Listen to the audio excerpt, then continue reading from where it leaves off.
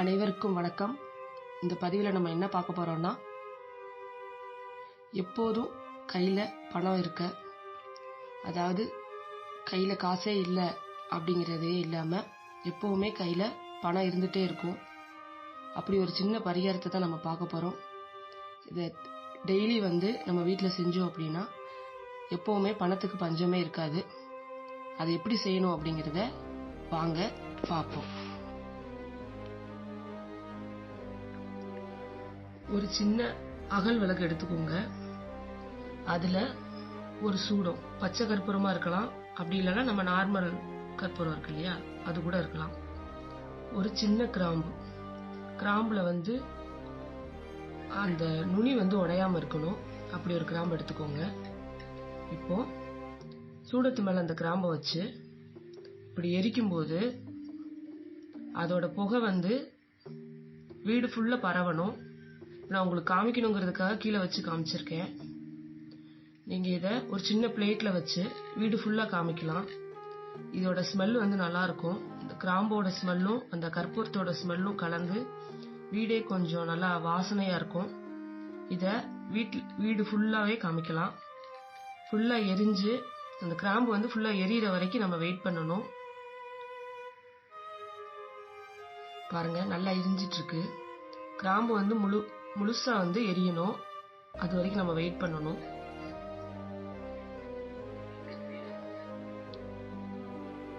பெரிய சூடமா இருக்கிறதுனால நல்லா நின்று எரியுது.